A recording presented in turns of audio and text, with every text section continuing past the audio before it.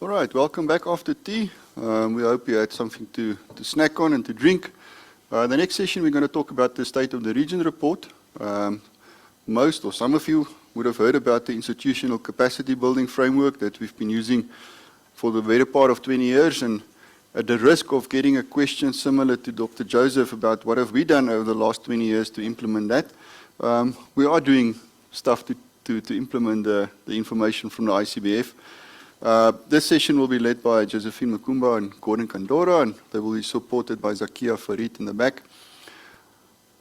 In essence, what we've realized also is that we've got the ICBF and we've got what we call the State of the Region report that we discuss on an annual basis with the Auditors Generals at the Governing Board. So what then happens at the Governing Board, they will deliberate and take some decisions and say, okay guys, let's focus on the following areas, or let's do this or that. We don't really come back to the auditors and to the rest of the people at the side level and say, okay, what were those resolutions and recommendations that were taken by the Auditors Generals at the Governing Board? So over the last few months, we've really started making a point to start spreading those messages, and that's what we're going to do today. So Josephine and Gordon, thank you very much. We're going to spend the next, I think, better part of an hour and 40 minutes on the State of the Region and the ICBF report. Thanks a lot. Thank you, Venant. Good morning, good afternoon, wherever you are. Good evening. Hello. My name is Gorden Kandoro, and as Venant said, we are going to, this session is about the State of the Region, based on the State of the Region self-assessment report that we produce annually. Now, as a starting point, just for those that may be new to the institutional capacity building framework, ICBF, we do have this, it's a capacity building framework that we have, and annually we send out a questionnaire to measure the development of public sector auditing in the region. And every 3 years, we also go out and visit our member SAIs and do a quality assurance review support visit that is essentially using the ICBF as a tool to identify gaps. And in short, the ICBF is based on SAIs and Indo-SAI principles. So for now, we are taking the State of the Region report, which is developed based on the general results of the QARR reviews and the self-assessment results that are submitted by member SAIs. And member SAIs, you know, you do that every year, and we are in that season again. And so we presented the State of the Region report to the Governing Board in May, and then it was published in June after receiving comments from member SAIs and partners. And for us in this technical conference, given the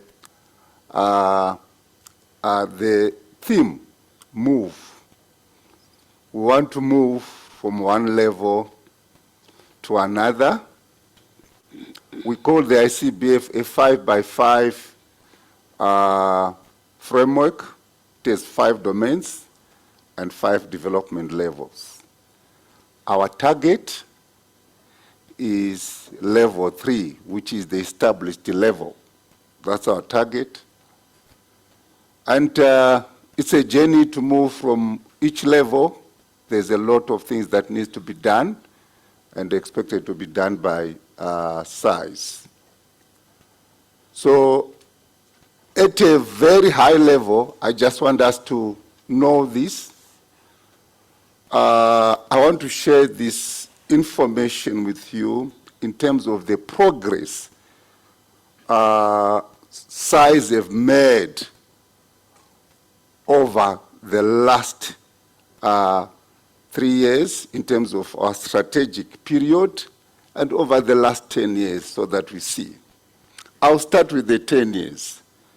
In terms of the 10 years, there's been significant material improvement across all the 5 domains. We have seen movement, we have seen development in terms of what SAIs are doing, in terms of the number of audits that are being carried out, in terms of setting out the governance structures, in terms of the legal frameworks of SAIs. There's generally an improvement in that score. However, for us in this current strategic period, we set out to achieve at least 55% of our SAIs achieving level 3 and above. That's what we had put in terms of our strategy. Now, this is what we call the established level, 55% of our SAIs. But in terms of the results on the ground across all the 5 domains, so far, unfortunately, the data from 2022 self-assessments show that we are far from reaching that desired target, as only 31% of our SAIs have reached a collective level of level 3 and above. Now, of further concern, of course, in this strategic period, 2020 to 2024, is that there's an overall downward trend, given that this figure is regressing. In 2020, we were sitting at 38%. But 2022 is now 31%. We are looking forward maybe in 2023 and 2024, we are left with 2 years, whether we'll be able to get to 55%. Now, the downward trend, though, need to be understood in context, because it could be attributed to our strong focus, which we have taken upon ourselves as Secretariat to make sure that SAIs regularly use the ICBF as an operational and monitoring tool, as well as a strategic tool when they choose to. But we are emphasizing and training SAIs. More SAIs have been trained. In fact, we've achieved 100% of training. Majority of our SAIs now do have an ICBF assessment team that does the assessment.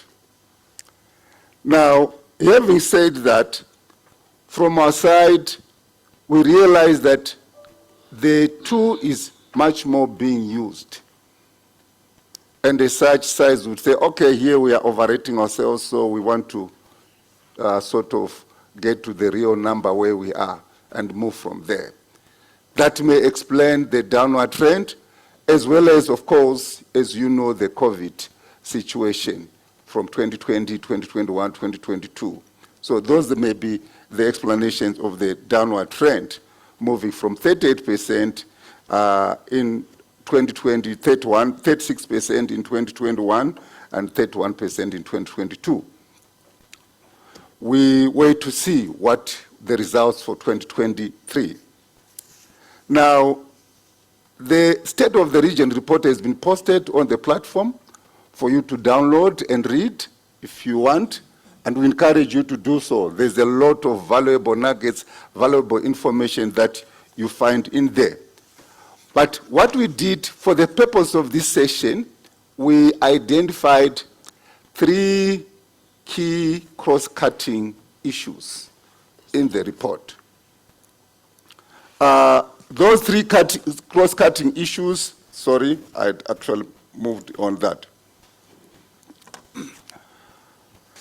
They are there are effectiveness of leadership and effectiveness of organizational planning and stakeholder engagement, effectiveness of stakeholder engagement. So we are talking essentially about three that are cross-cutting. When you say cross-cutting, you will find them across all the 5 domains.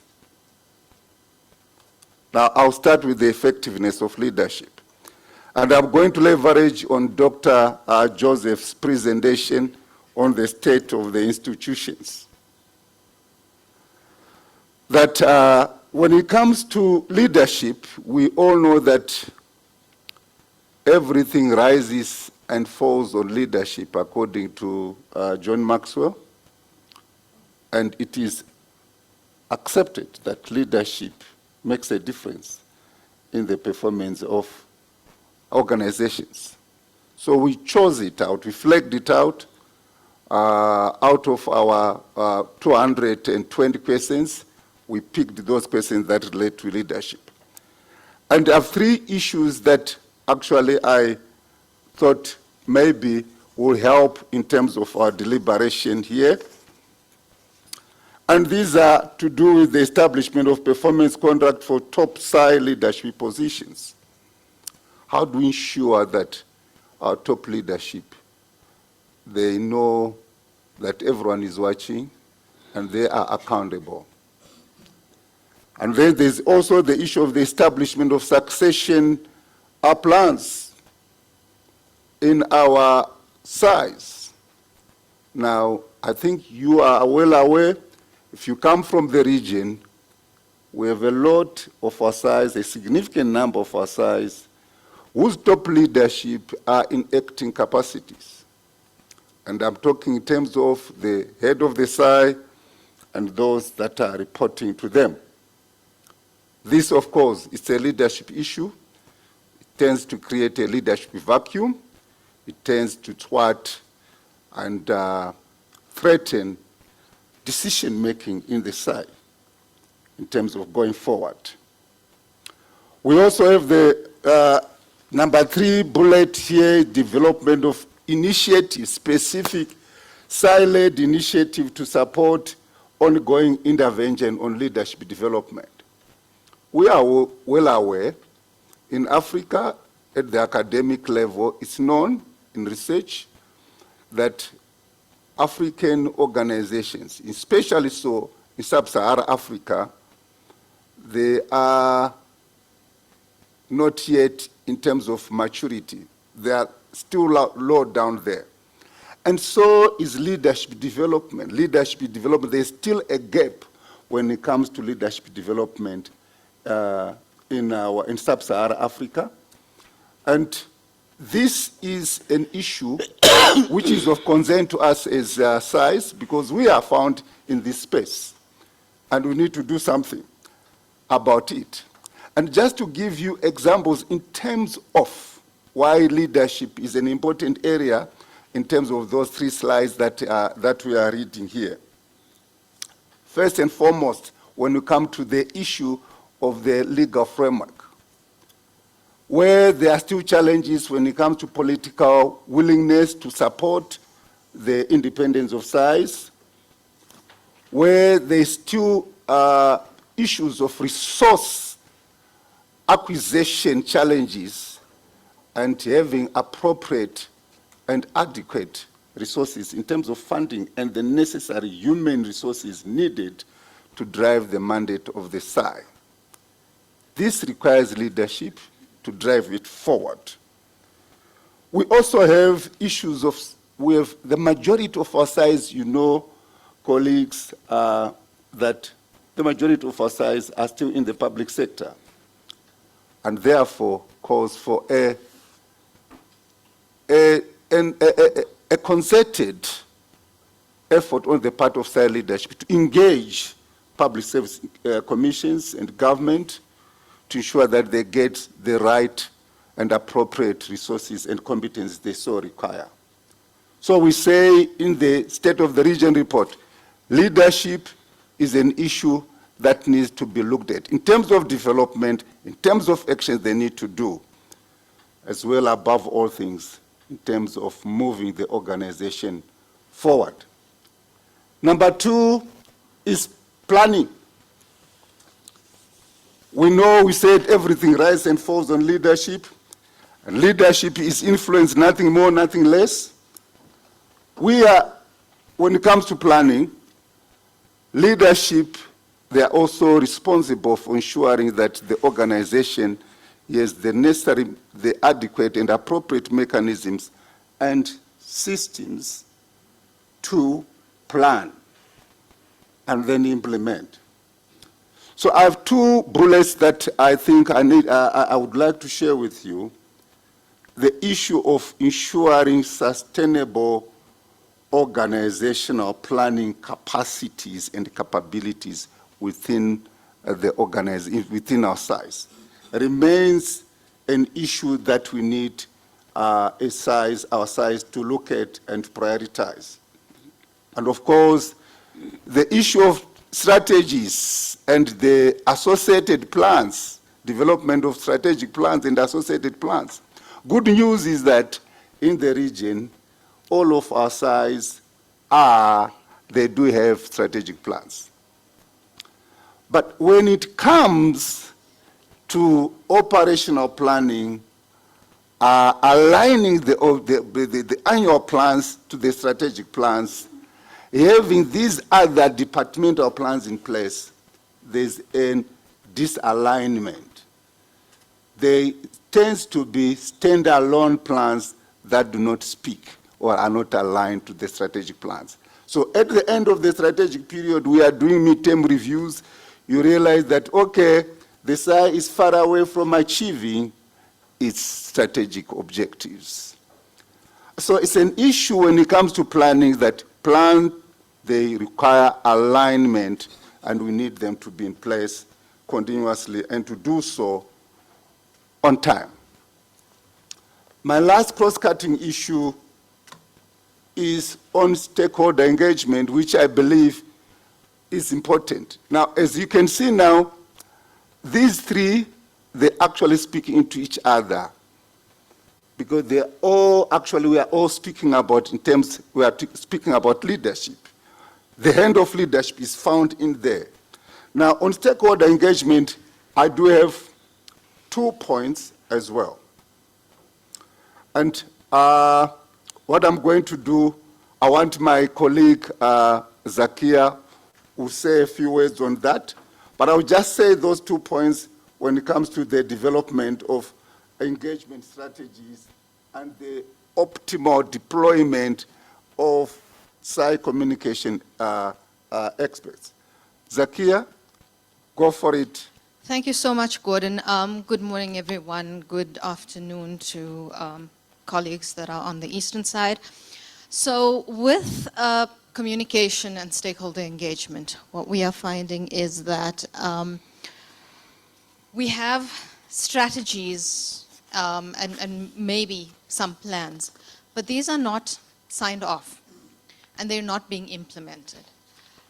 We also have SAIs that are not aware of how to complete their strategies. And now understanding that having a communication and stakeholder engagement strategy will enable the entire SAI to know who your stakeholders are, how to engage with them, and measure and monitor. So aligning these strategies to your strategic plan becomes really important. And those are the gaps we are finding with a lot of the communication and stakeholder engagement areas. And then I want to take a bit of time and talk about the optimal use and deployment of SAI communication experts. We have, at last count, 141 communication personnel employed across the region in our SAIs. Some of them do not have, some SAIs don't have permanent communication people. Some SAIs are pushing the communication function over to auditors in some cases. But there is a need for SAIs to understand that We must have trained communication people. If you are hiring, please consider your support services and hire communication people. Have them in place because they do have the background and the knowledge to be able to carry forward the kind of trainings we put through, the guidance we put forward, and the actual work you need done on the ground.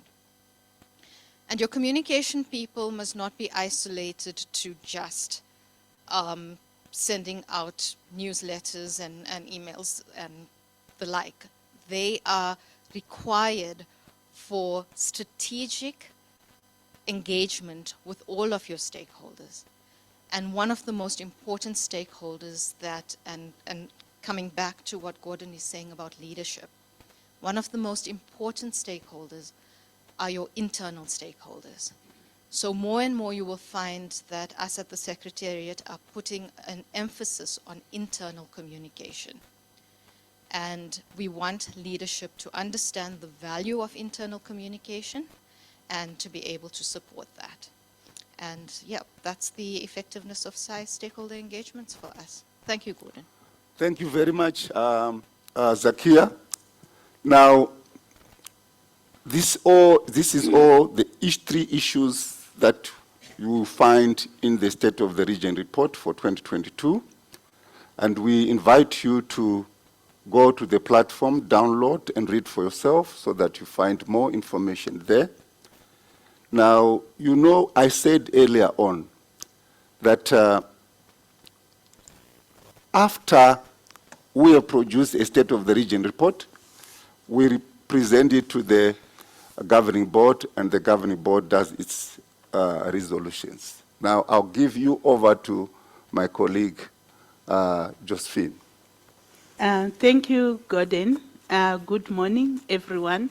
My name is Josephine Mukomba, and I'm from the AFROSAI-E Secretariat, responsible for audit capacity building.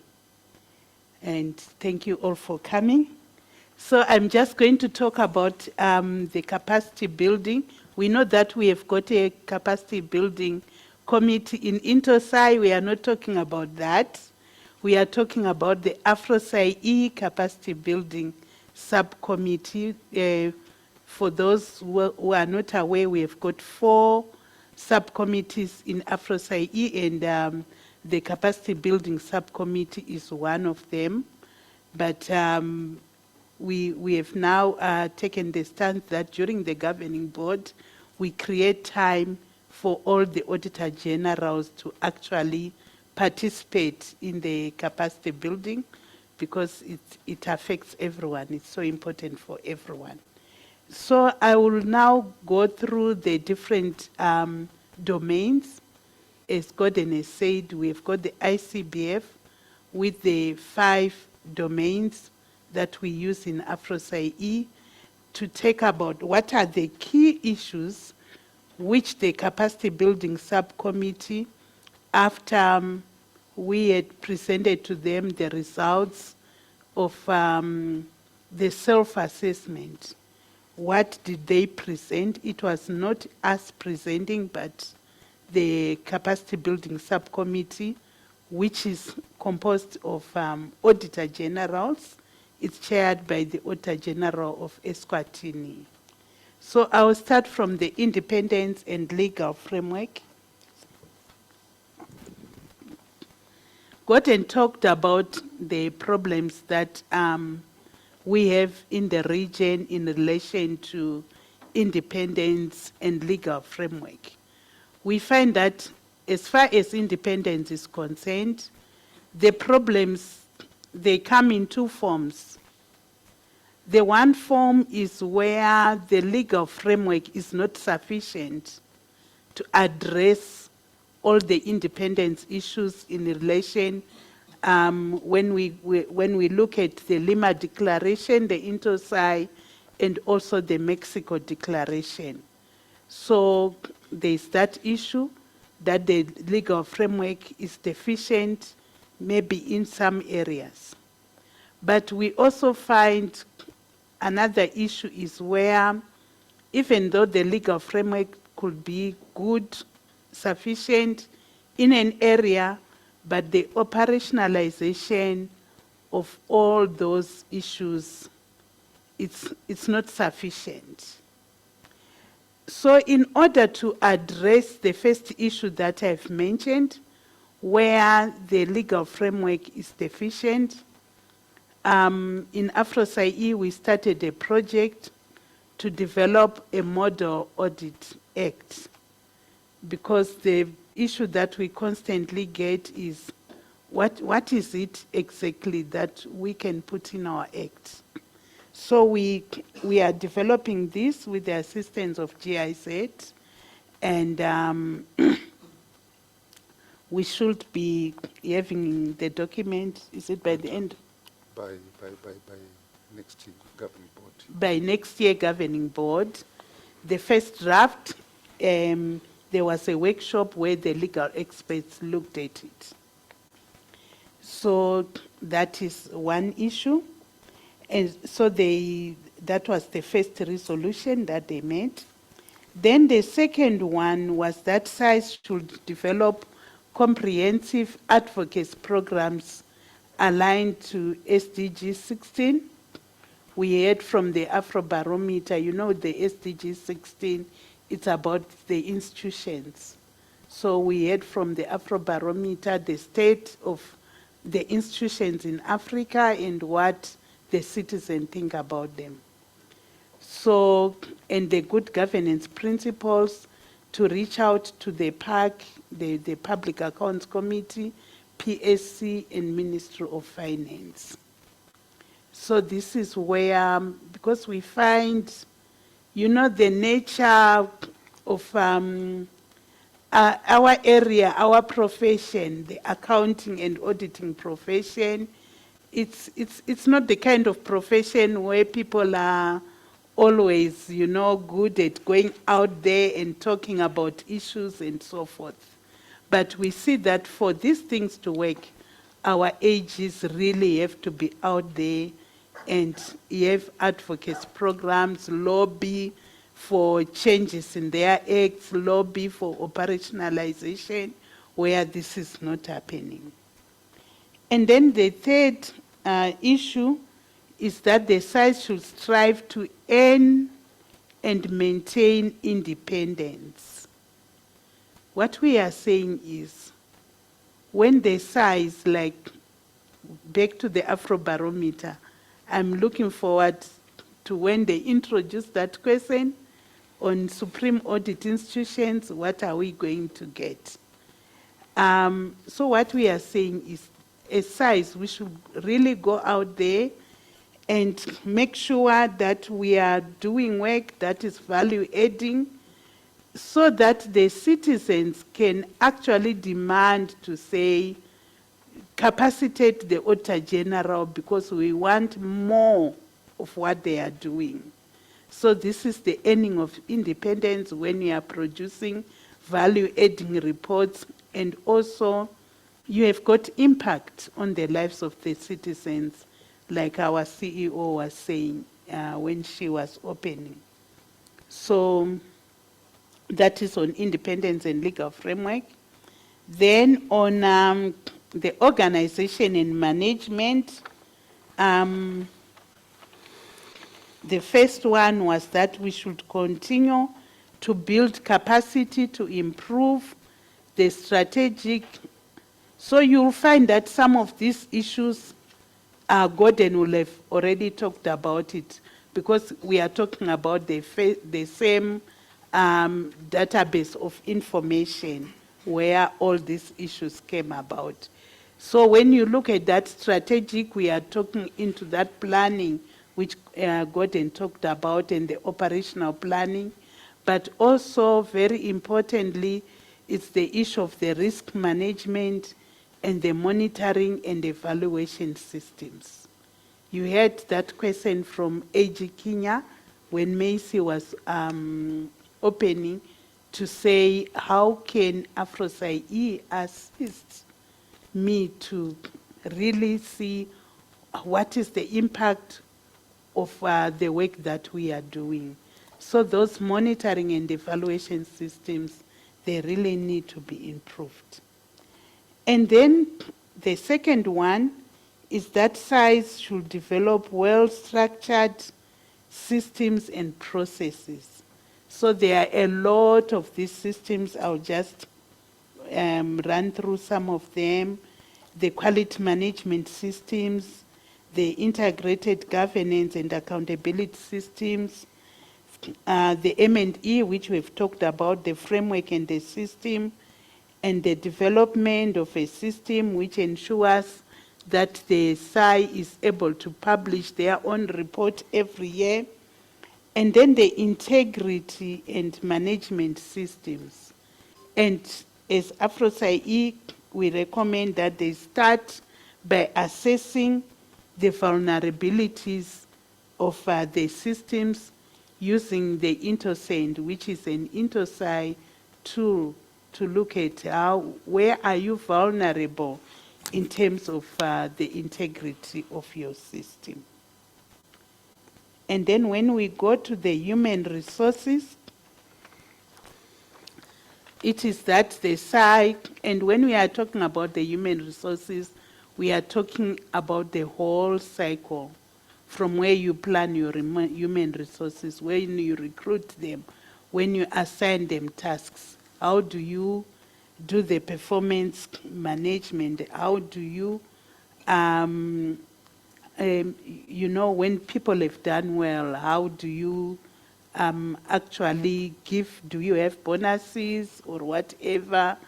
And at the end of the day, when the people are leaving, how do you manage? So it's the whole process of human resources. So SAIs should develop and implement effective HR policies, processes, and systems that enable them to attract, retain, and develop the best talent and build the necessary management and leadership capacity.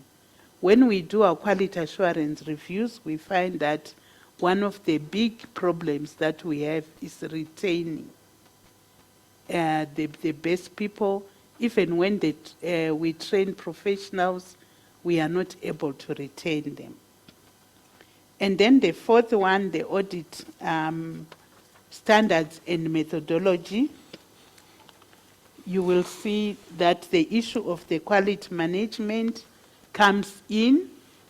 I hope you are following up with the development of the revised SAI 140, which is coming very, very soon, because I think in November, end of this month, we might already be having an endorsement version of SAI 140.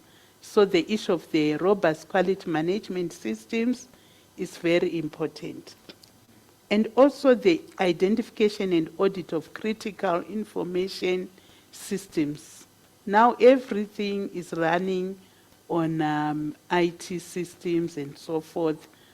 But one thing that we find is that the SAIs, they don't have enough capacity. They don't have enough people to do those audits. Gorden, you can help me with the numbers that we have. I think, is it half of our IT people, the ones in South Africa? Is it half? More, it's actually half of our IT auditors are from one side. So, yeah. In the region. Yeah, and they are from the Auditor General South Africa. Half of the IT auditors. And it's because a number of the SAIs, some of them, they don't even have one IT auditor. Some have one, some maybe have two. And some, you know, they are just taking their normal financial auditors and so forth and try to make them IT. But now, how do we really manage to audit information that is coming from IT systems if we don't have that capacity? So this is a big area that we need to be looking at. The issue of the risk assessments and the planning, Gorden has talked about it. And the issue of the professionalization strategies, that one, we are going to have a full session tomorrow, but here we are focusing on the issue of performance auditors, where we don't have professionalization strategies and career paths. In many of our sites, the performance auditor can only go up to a certain level, maybe up to middle management and so forth. And a number of performance auditors are forced to become financial auditors if they want to move up the ladder in the office. And actually, in many of our sites, a performance auditor can never be an auditor general unless they are also a qualified accountant. So these are some of the issues that we also need to be looking at. Then the last one, I will not even start talking about it, because the two issues, this is what Zakia talked about, the issue of the communication staff and the issue of the stakeholder engagement strategies. So even where we have them, they don't have the targets and so forth. So these are the resolutions which the AFROSAI-E Capacity Building submitted to the governing board, and so these are the resolutions we are running with. So following this, and during the last governing board, which was in May in Ghana, we also started the concept of CBC champions, AFROSAI-E CBC champions. And these champions are SAIs, or auditor generals. And the reason for this concept of CBC champions is to try and improve the implementation. It's all about implementation.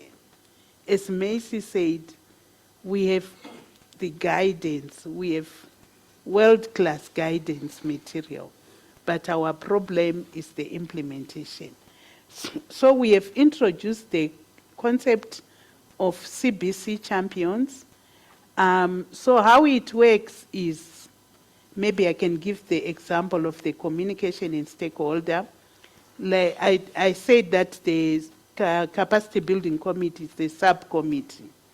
So a CBC champion will be one of the Capacity Committee building members. So for communication and stakeholder management, our champion is Eswatini, SAI Eswatini. And then the CBC champion will then be supported by another SAI, maybe just to support them, or maybe it could be a SAI which we think is doing quite well in that particular area. So, Zakia, we are calling you back just to explain this concept of the CBC champion, how it has worked. I'm not sure if we properly introduced Zakia, that she is the AFROSAI-E technical manager responsible for communication.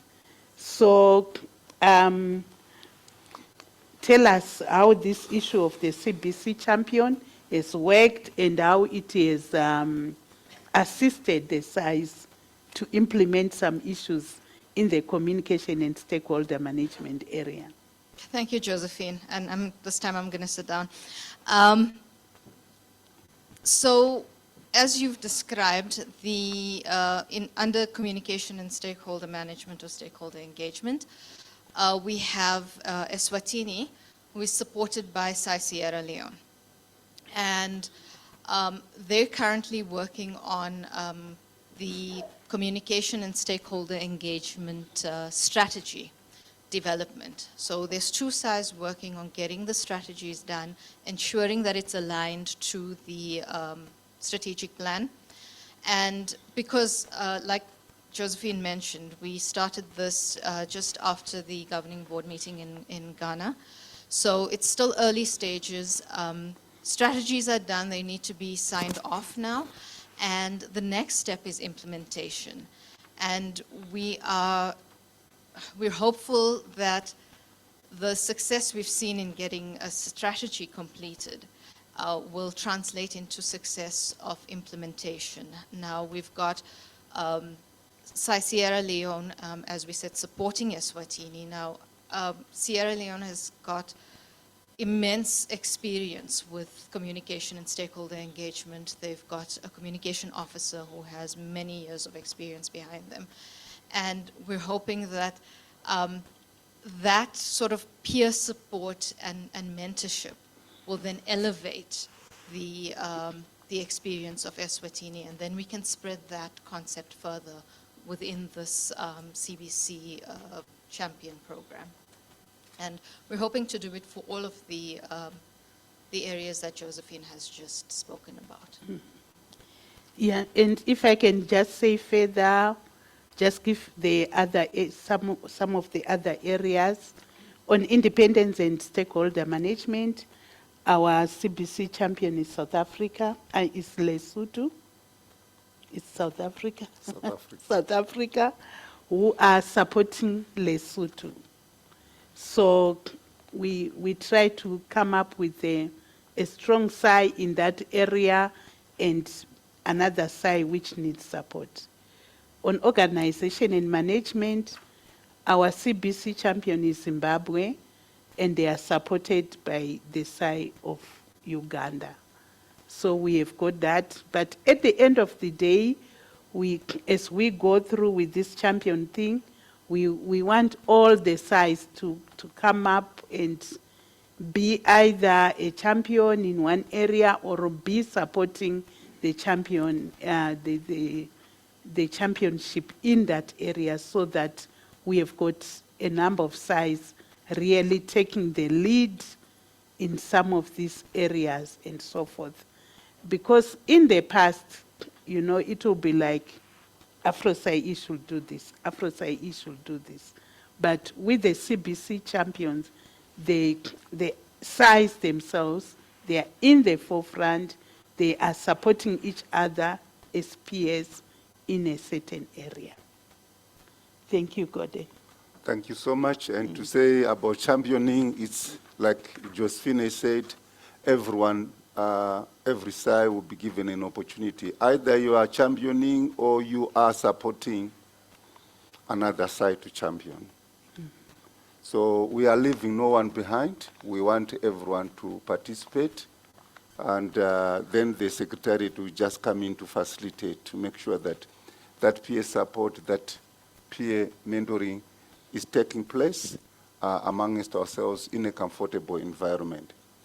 And sorry, Gordon, what I can also say on these CBC issues which have been raised is AFROSAI-E, we have got a tracker where we track each of these resolutions that I've talked about. So we track them, you know, periodically to see where are we and where do we want to be. And the tracking of it also, we also use the information from the ICBF to find out, like, if we go back to communication, the stakeholder engagement strategies in relation to the self-assessment. How many SAIs had these strategies signed off?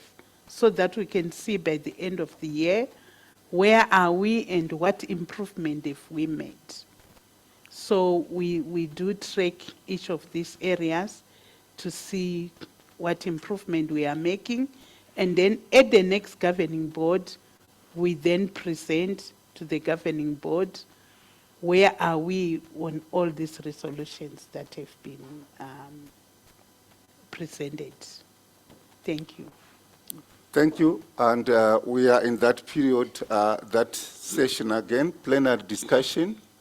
And this is how we are going to handle our discussions. First of all, it's going to be in two parts.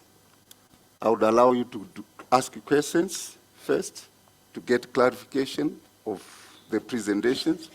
Then from there, we are going to do an exercise together in terms of prioritization. So this time is questions. Yeah.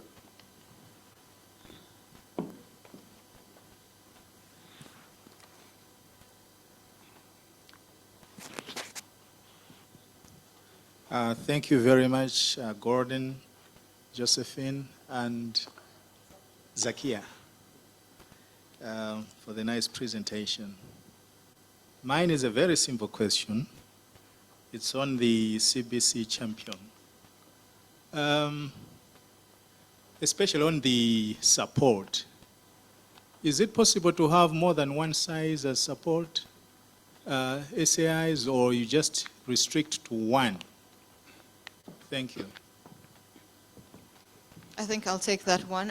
So when it comes to SAI support, it's not just, number one, restricted to this CBC champion program. We're also, on the background, with the rest of the region, we're also pairing SAIs up. There are informal channels as well where SAIs can request support from other SAIs that have done well in a certain area that they're perhaps starting out in. So, but specifically to respond to your question, I don't anticipate that we will be restricting it to one support. Like I say, it's fairly early in the game, so we're growing this champion program as we move along as well.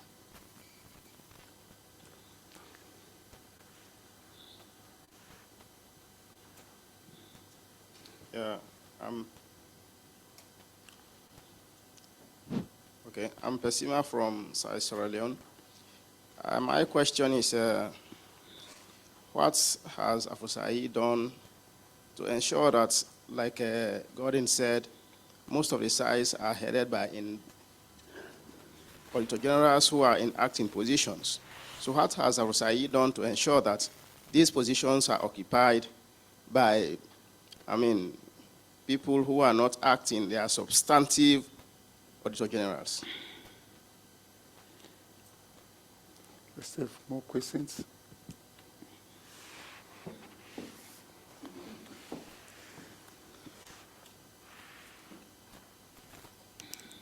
Okay, good morning. My name is John from Liberia, Liberia. Gordon talked about the percentage of SAIs who are at level 3 and above, and I took keen interest in that part of the presentation. I know that between 2018 and 19, there were a series of trainings on the ICBF, how SAIs could properly rate themselves on the questionnaire in the framework.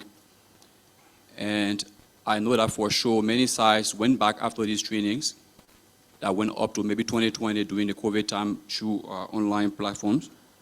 And there were some adjustments made to their ratings based on the trainings they have received. And there are some SAIs who did not attend these trainings for sure.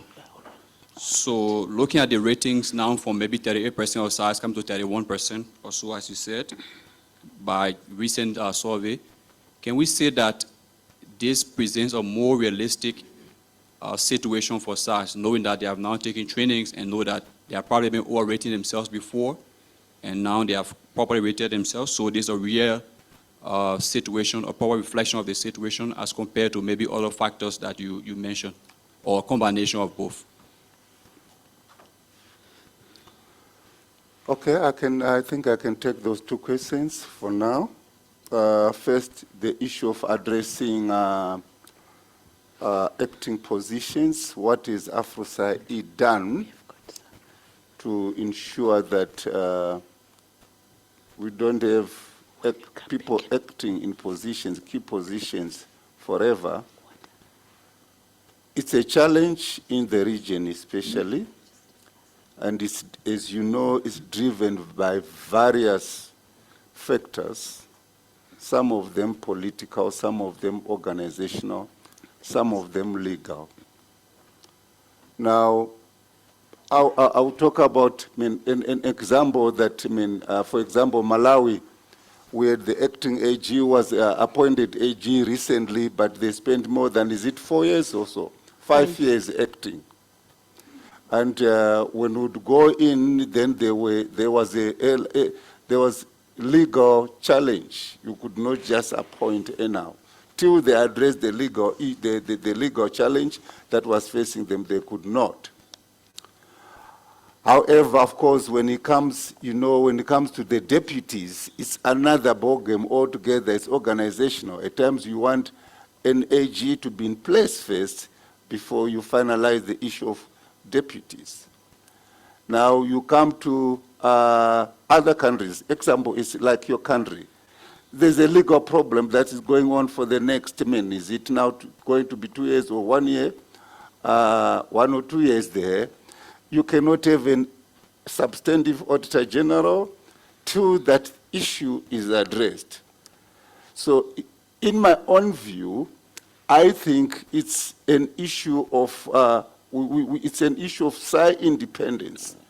It's a legal issue that we as AFROSAI-E now have sort of identified and now want to address it in our Model Audit Act that is under development, where we then put clauses regarding how long someone should actually act before that position is filled. That is from our side in terms of tools that we are developing. And of course, in terms of our leadership development initiatives that we are doing, we are bringing that awareness, and not only to managers whom we train, but also to the governing board, so that at least that challenge can be done. However, we've seen a trend where a lot of our SAIs do not have a clear career path and clear succession path for their people. And that, for me, is an organizational issue that needs to be addressed by SAI leadership. So yes, as AFROSAI-E, we are doing something about it via the Model Audit Act development we are doing to include it there, apart from just bringing that awareness as we are doing in this forum. Number two, when it comes to the interest in the ICBF, when it comes to the issue of what we are seeing, what I'm flighting here, yes, we trained people concertedly 2018, 2019, 2020, 2021 virtually.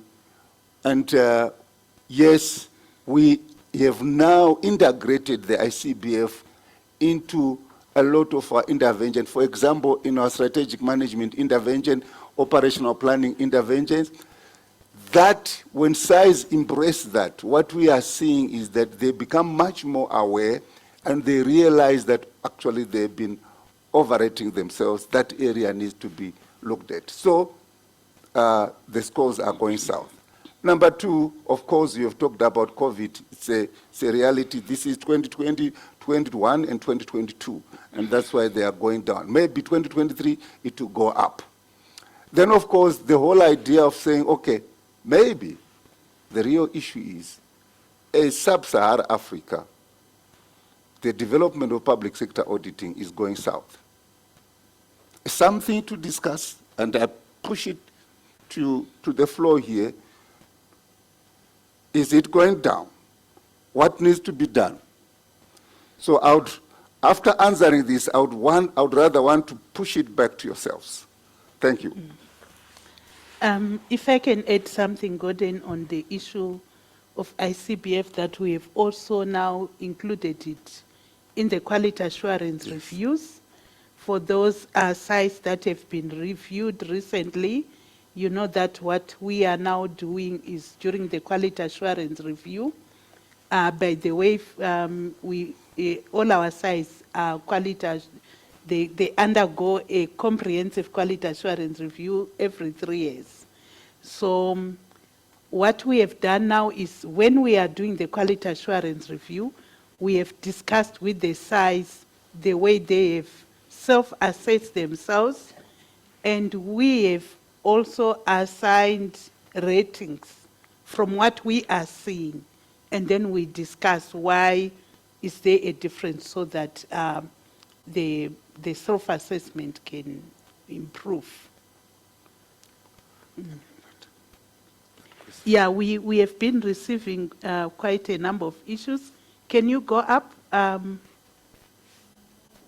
Yeah. No, yeah, there are no questions. We just want the others to know what the people, you know, out there are also saying. So I think up there, if you can go up, can someone move the mic? Yeah. Yes. Up there, there's an issue of the IT auditors, and someone has had a comment, which is good comment, to say we should be training the financial auditors also to do the basic tasks as far as the IT audit is concerned. And we do have those programs. We call it IT for financial auditors. So we hope it will expand it more and more. And also the issue of performance auditors, if you can go up. No, down now, sorry.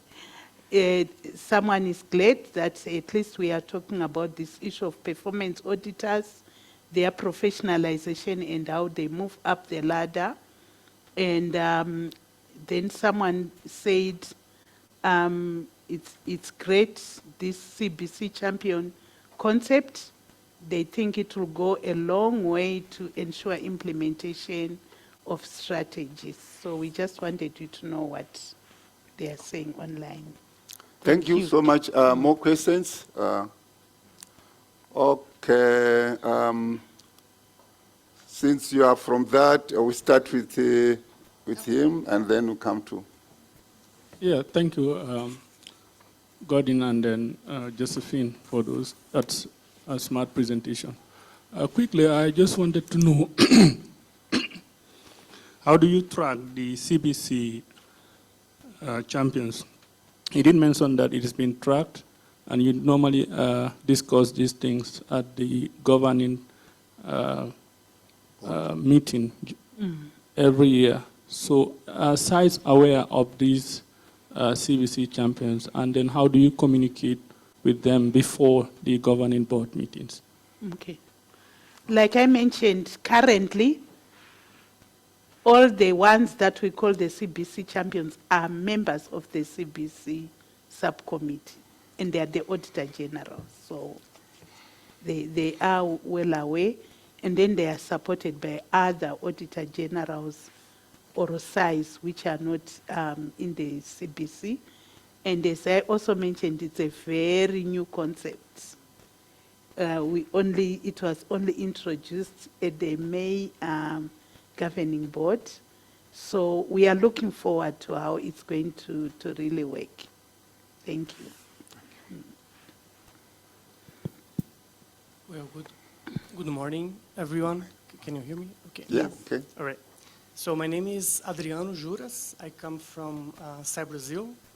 I've crossed all over the Atlantic Ocean to be here. I'm very, very happy to be here. I'm feeling very, very welcome here in Thank South you. Africa. Siyabonga.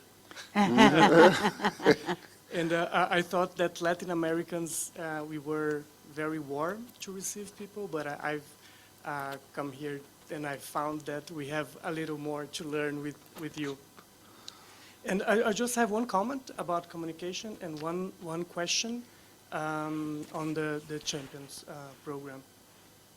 So communication like as it is a technical conference, I'd like to share some experience we've had there. So I'm wearing here 4 hats. There's a lot of hats on my head. So I'm auditor from SAI Brazil, the TCU.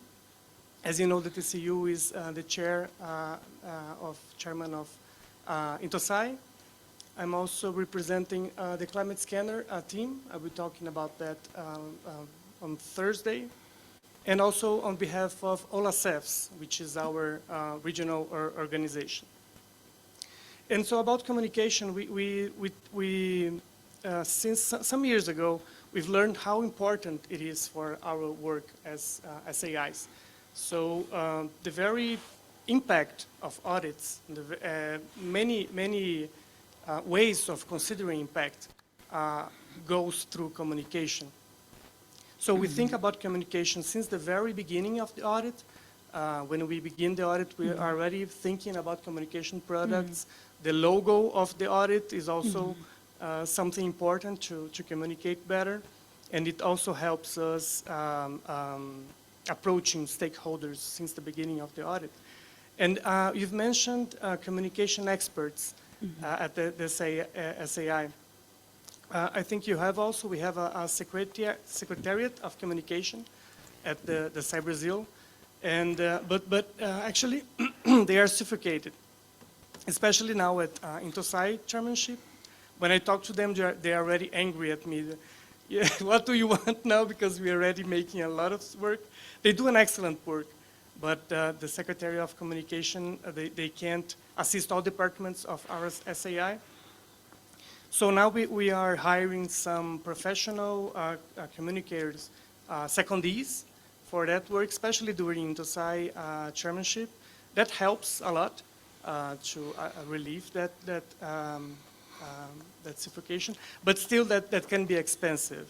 So we also have the third alternative to that would be interns. So we've counted with interns for communication products for some time now.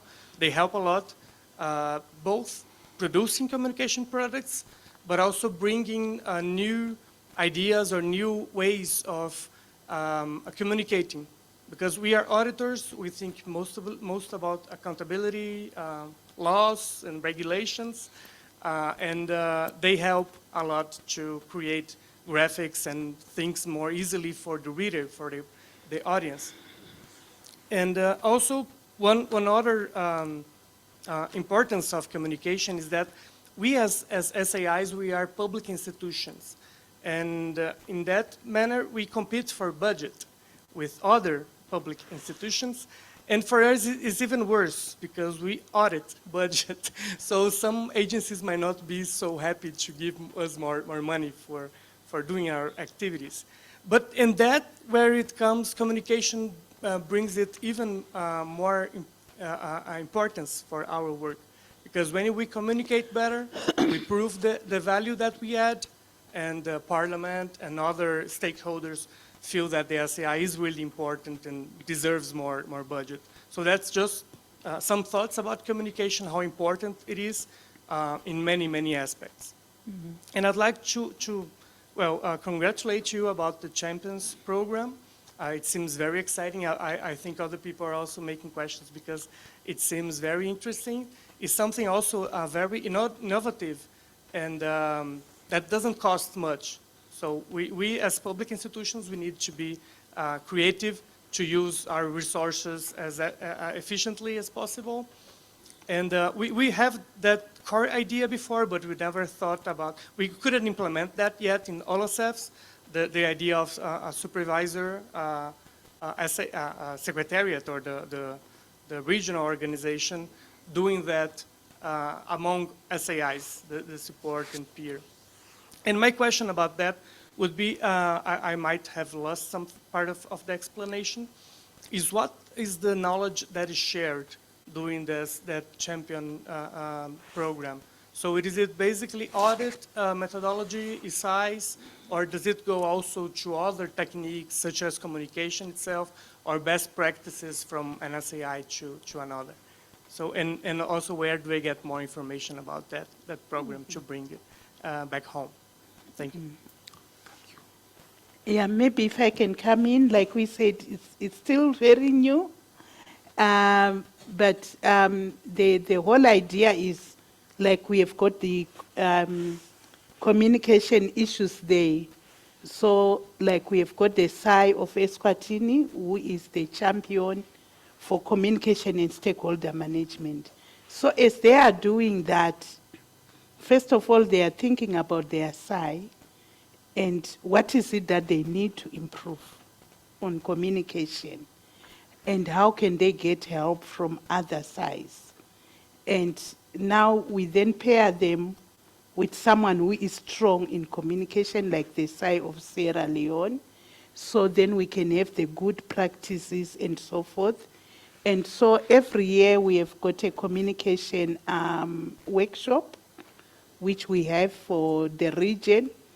And so what we are thinking in the future then, because this is very new, is that that information will also then be shared during that. But now this communication champion is leading, you know, with as far as the other auditor generals are concerned, to say, yeah, let's look at this. I need help in this. Who is able to do this, so that they also start talking among themselves as well. But we as the Secretariat will be in the middle, you know, assisting with the coordination of everything that is going on. I hope next year when you come back, we'll be able now to have actually the SAIs themselves talking about the program, not us talking about it, to say what have they done and how is it help them. Yes. Sorry, Josie, there's a question on Zoom. So it's about, could you please tell me if there are any guidelines for SAIs communication with society on the AFROSAI-E website? I'll answer that one, yes. We have new guidance on SAI and civil society organization stakeholder engagement. But if you go into our website and you click on the focus areas and go to communication and stakeholder engagement, we have some guidelines on there.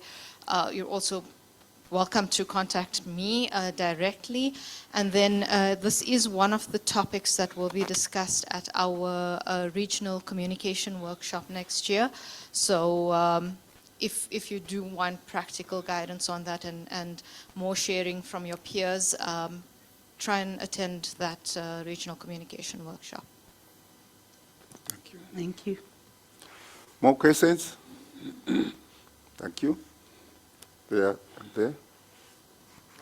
Thank you. Mine is not, in fact, a question, but just want to buttress on the completion of the ICBF. My name is Bakari Traore from SAI Gambia. Just want to buttress on what Gorden said concerning the question raised by my friend from Liberia about how SAI completed the ICBF, the stage and the level they are. From experience, I think as people are aware of the objective of this ICBF, they became so realistic. But from SAI Gambia, when we are completing this, the whole management will be like, we are very careful not to overrate ourselves. Because the thing is, we want to be as realistic as possible, because the objective is for us to exactly report the stage we are, so that we can get that advice from the AFROSAI. So before we will be like, oh, should we overrate ourselves? Well, when we have a better understanding of the objective, so we are careful just to make sure that at least we rate ourselves at the, to report accurately, because we feel that is what is definitely helping the SAI. Thank you. That's just what I just want to share with the colleagues. Thank you for that. Deborah.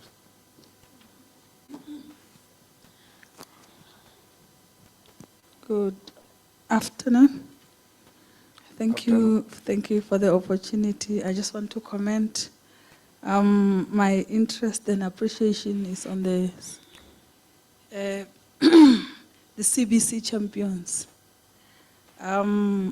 It sounds interesting, but my question or wonder is, how are we related to the bigger CIBC? Do we have a relationship?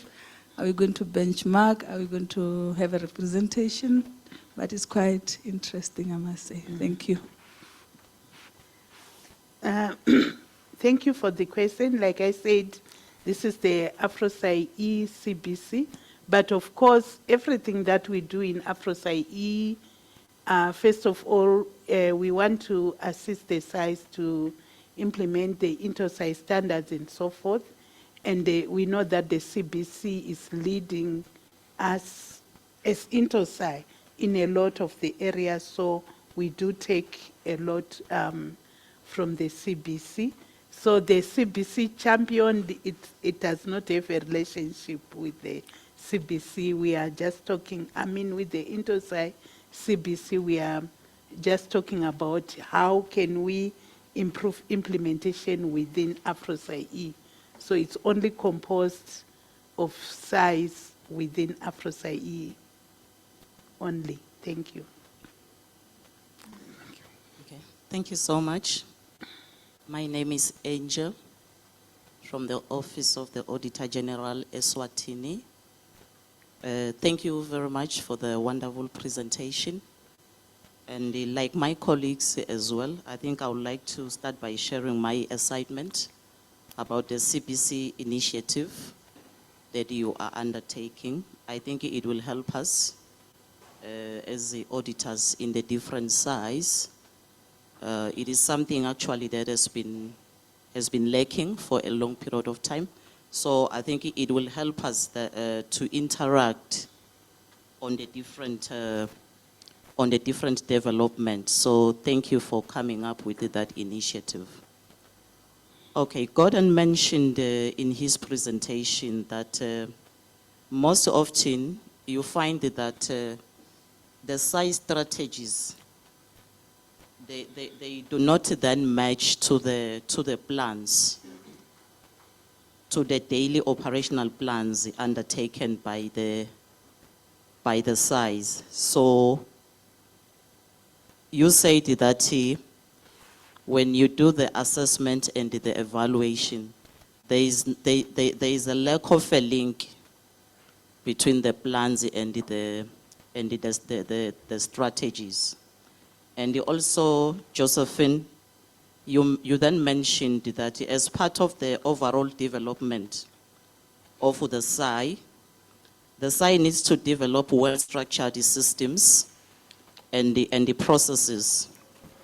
So, which then requires the setting up of various teams and the committees, and also undertaking various initiatives, which will all work on the different portfolios of the development.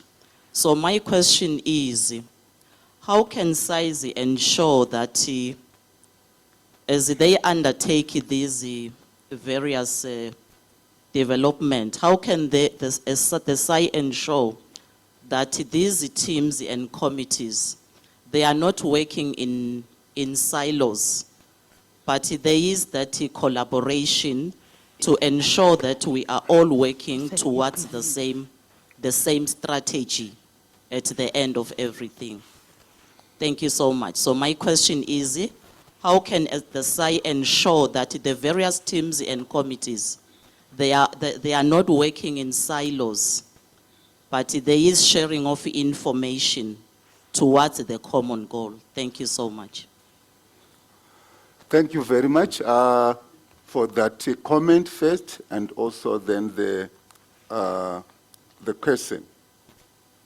I think in summary, what essentially we are talking is we are looking at effectiveness of SAI planning. How do we measure the effectiveness of SAI planning? So the issue is about linking plans or aligning plans. We are very well aware that a SAI as an organization has so many plans, but there's one policy plan that stands out above every other plan. And we call it a SAI strategic plan for both the external stakeholders and internal stakeholders.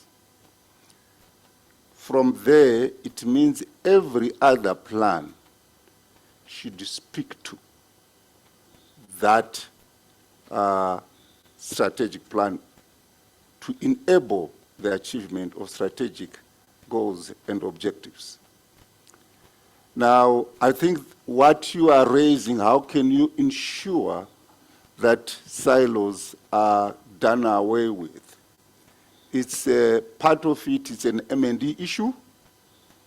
When you continuously feed back, say, this is where we are going, this is where it is itching, this is where there's a problem. And that's a leadership responsibility to set up systems, structures, and processes to ensure that someone doing an engagement plan or a divisional plan, that plan speaks to the strategic objectives. Because that's, and then the operational plan. Because the operational plan, then we are talking about the budget. We are planning about things that we are able to execute, and we won't come back and say, oh, we could not do that because there was lack of funds. Because in the first place, was it budgeted for or not? So the whole idea about planning is linking the various plans and recognizing which plan trumps other plans. You want to Yes, come to? exactly, Gordon. And I think, and I'm going to speak very plainly here, and this is where internal communication becomes so important. So leadership has gone through, has seen where the linkages are, but at what point do we share the strategies internally? At what point do we make sure that all of the divisions within our organizations understand where they link with each other? And I'm going to go a little deeper here and say, internal communication is not just top-down. You've also got to do the lateral communication. Now, you have your own little divisions, your own business units, or whatever the case may be within your organization. Understand that your success is reliant upon other divisions within this entire mechanism that works, that makes up the Office of the Auditor General. So you're not the only champion of whatever it is you're doing. And you need to be sharing information, you need to be working together. So your lateral communication, your intrapersonal communication within an organization is so important. So it's not that HR can say what they want internally without communication being involved, because communication, for example, is the owner of the channel. You can't have the Office of the Auditor General, and this I'm talking about the executive leadership, making decisions and not using the proper channels to channel it down to the staff. So these issues of misaligned operational plans and your strategic plan comes down to internal communication. How are you operating within the SAI? So yeah, I just wanted to add that. Thank you. Thank you so much. And There's a question there, which says, it's from Gorden, I think it's from IDI. As a way of encouraging SAIs to lead by example, under IntoSAI P12 is AFROSAI-E encourage SAIs to make public their results of QA reviews based on their self-assessed ICBF scores. This could increase SAI credibility and provide valuable information to prospective donors and partners. it's you. It's a QAR question. Yes, yeah, it is. So, yeah, like I said, we do have these quality assurance reviews every year. And the ICBF self-assessment is quality assurance reviews every 3 years. ICBF self-assessment every year. So when we do the quality assurance review, we produce a report and we give the report to the Auditor General, who is free to whatever, deal with the report the way they see fit.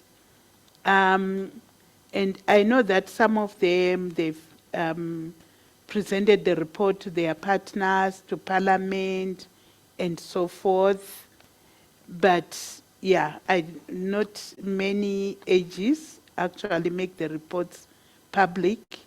Even with the ICBF self-assessment, when we produce the report, we produce like the general report.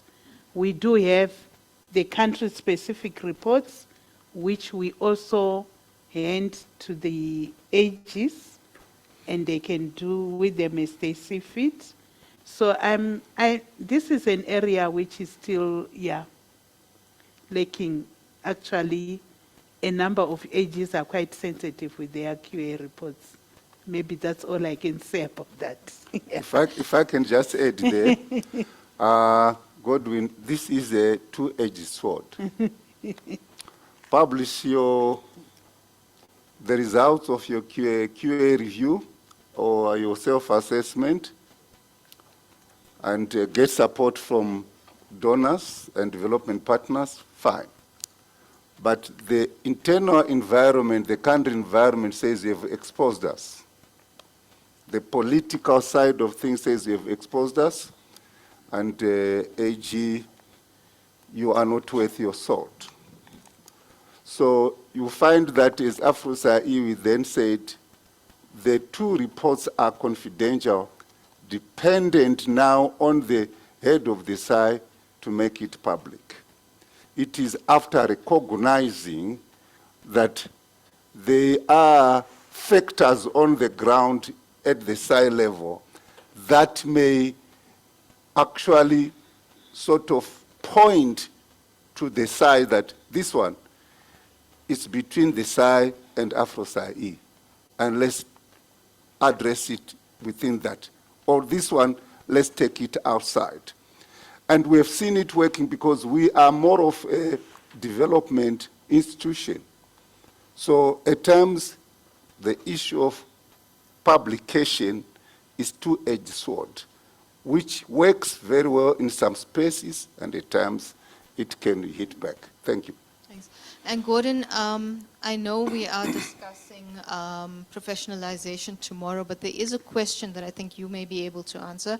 What are the requirements that a SAI should meet to achieve the status of being a professionalized SAI? Wow. Tomorrow. If you would allow us to pack that question for tomorrow, because there is a pathway, there are various pathways to get to that, and I don't want to disrupt the flow and the preparation of the particular presenter for that. But definitely, because they've said it, I'll keep it and promise that it will be addressed tomorrow. I'm sure it is. Thank you.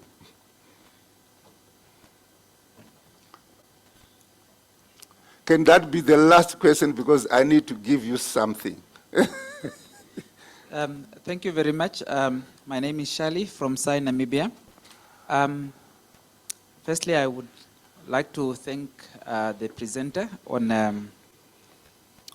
the information shared, especially on the independence aspect of the SAIs. Earlier on, Josephine talked about the development of a model act.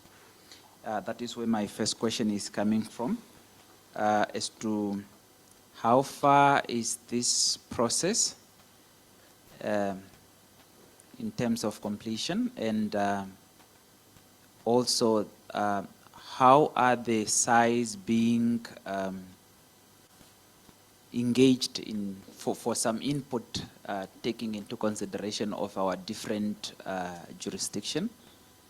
And my third question is the issue again of where we find some of us, like the high law of the country, which is the constitution, will either talk about the Auditor General and also the appointment of the Auditor General. However, there is no limit, and when we are discussing about the independence here, we want to talk about the term and how long an Auditor General should serve and so forth. And also the issue of where you have a constitution only talking about the Auditor General and not the office. How do we deal with such an aspect? Thank you. Thank you very much. I think that's a very relevant question, but your last two questions, if I may, they are well addressed in the Model Audit Act to address the issue of tenure of office of the AG, whether to appoint lifetime till you retire or lifetime till you die, or a fixed term. In terms of the Indosai P10 principles, we talk about a sufficiently long enough to execute the strategies a person might have. So that term is fixed, sufficiently long and fixed. And as to the definition of sufficiently long and fixed, pertain to till you die or till you retire, I think that's debatable. So we use annotations in the new model audit. So I would really like to urge SAI Namibia. We have sent you the model, the draft act, draft version 0, to comment. And I'm going to get in touch with you so that you put those comments in. And any other person that is interested on the issue of the SAI independence, we want to invite SAIs to provide their comments. Thank you so much. I want, as a round off, I'm going to give you a question that I want you to discuss, but you don't give me the answer. In twos, where you are is in view of the CBC, AFROSAI-E CBC resolutions and the State of the Region report.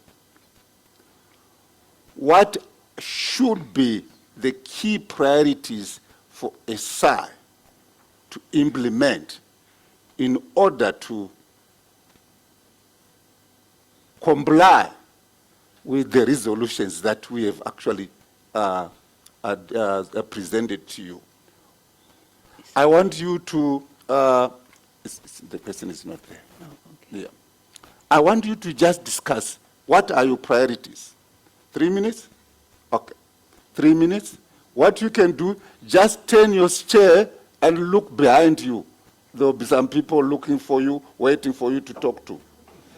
If you just turn behind, I mean, not the middle one, especially, I'm talking about the front one. Turn your chair. That is your team that you are looking at. Just 3 minutes. 4 fours.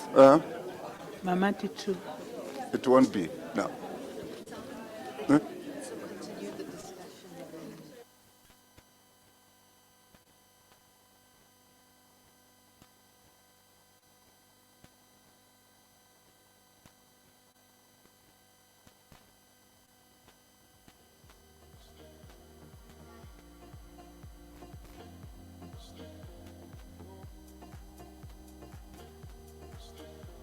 Tim, I want you to continue the discussion even after lunch and at lunch.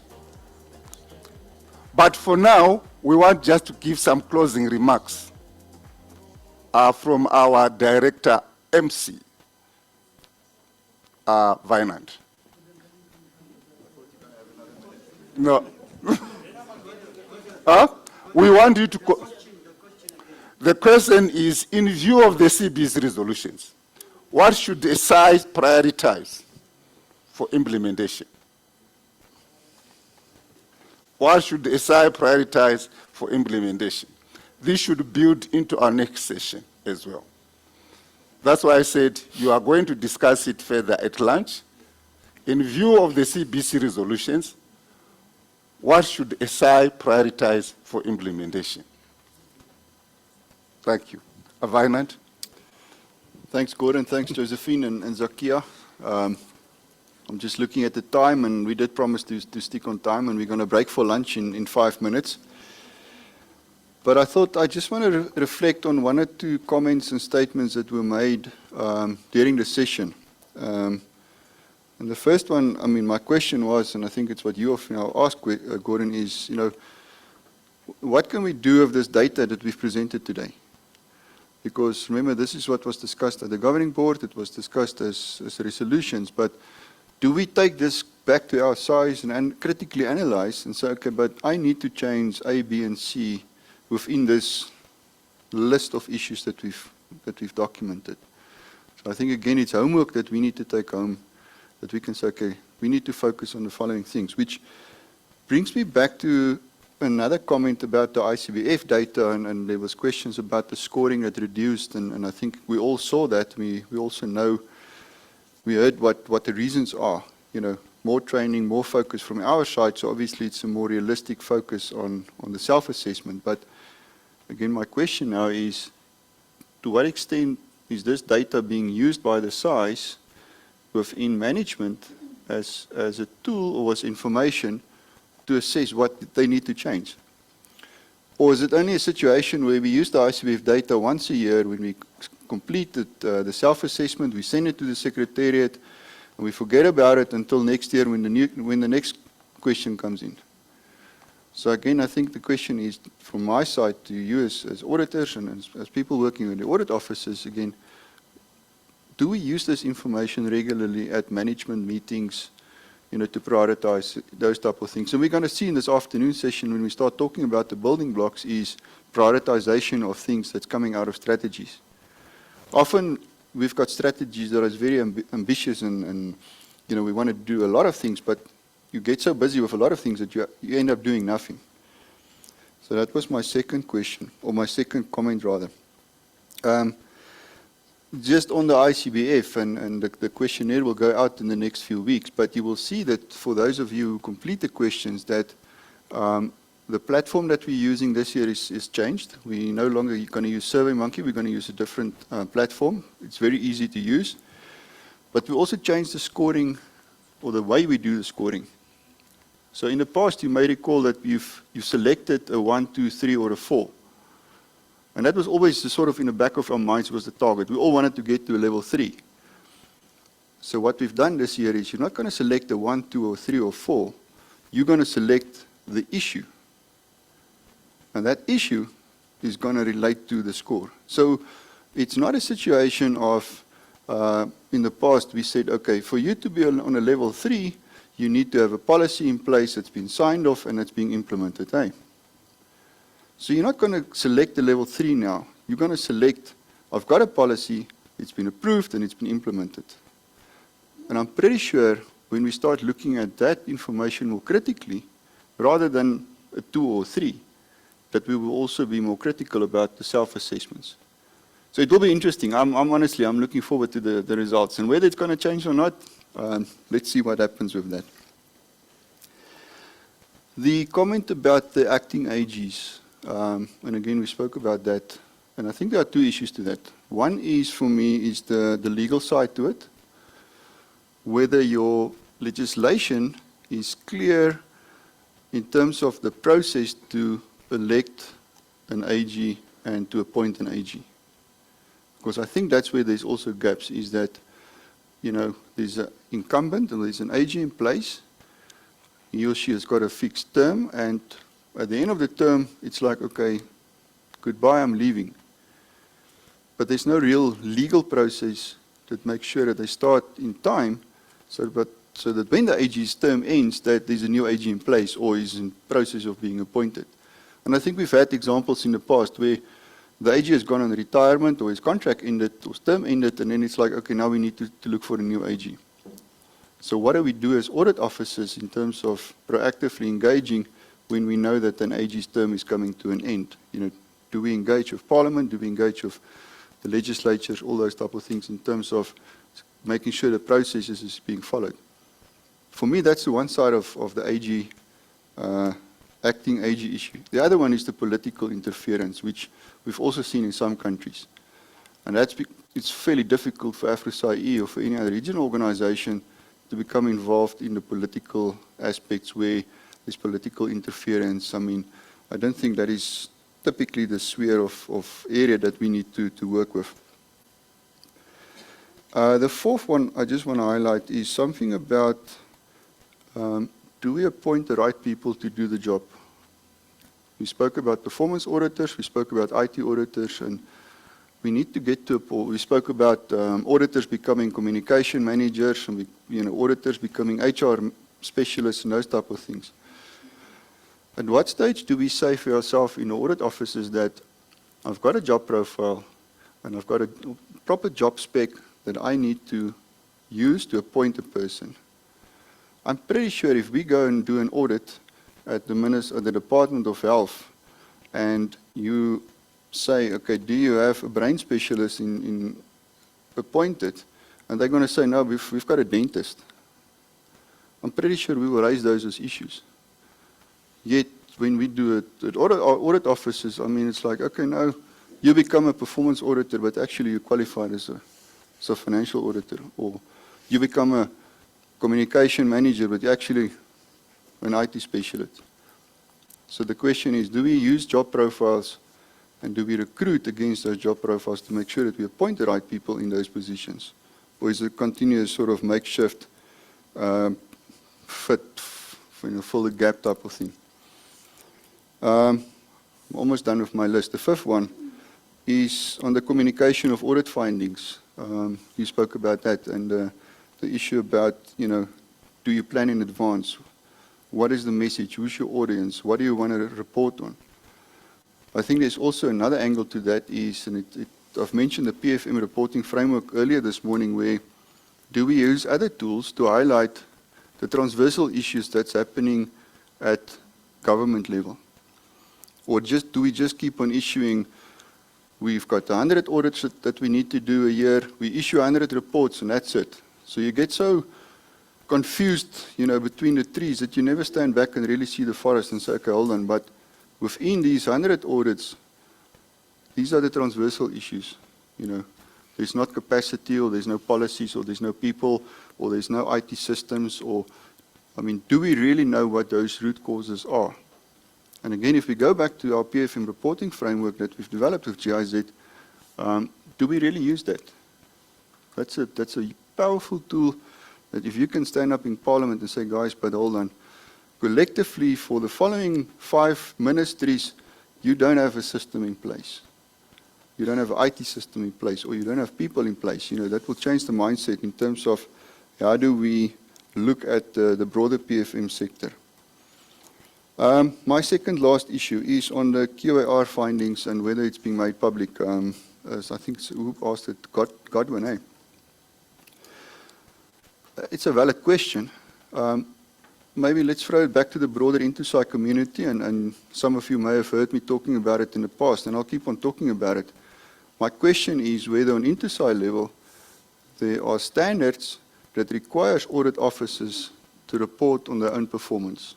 There's audit standards, but are there standards to govern the governance arrangement of audit officers?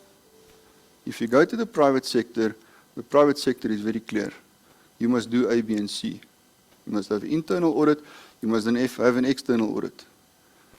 Yet within IntoSci, we still talk about I audit myself, or I get someone else to audit me, but he's actually my buddy, those type of things. So my question is, do we look at governance standards? And this fundamentally touches on IntoSci P12, lead by example. Do we know and do we sort of prescribe to SAIs in terms of what they need to report on in terms of their own performance? And I think when we get to that, obviously, we'll have more transparent reporting. So then the issue is not about whether you make your QAR findings public. You can make some of it available, but obviously there will be a lot more transparency in terms of the money that we've used for the audit office. Did we meet our own targets for the year? Did we meet our own strategic goals? All those type of things. And then my last comment before we can close, and sorry, we're over time. We did revamp our website, so have a look at our website. We're busy revamping it. All the latest technical material is now uploaded on that. There was a question about the civil society material, so I thought let me just make a note that to mention that you can go to our websites, the technical material is uploaded there. with these few notes, I want to close. We're going to break for an hour for lunch, so can we be back at 1:30? It's 55 minutes, roughly. Thank you very much, and to the people that's online, we hope to see you back in 55 minutes. Enjoy the lunch. It will be outside. Thanks a lot.